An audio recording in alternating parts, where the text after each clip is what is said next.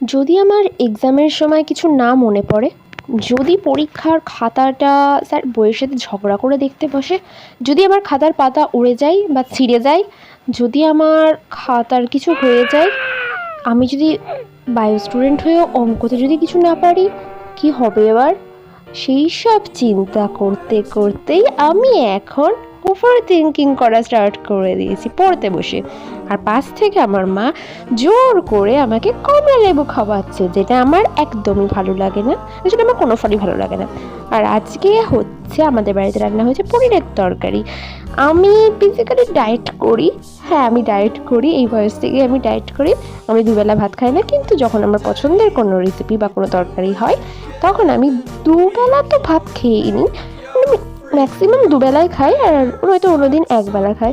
আর এটাকে মা, ওই ছাড়াটা যে ভাতটা আছে, আমি বলতে চাইছি যে আমি একা খাবো না, ওটা আমার মাও খাবে।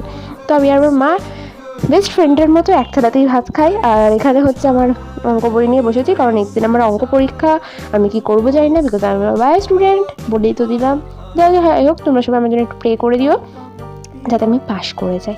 Thank you, ta-ta, bye by.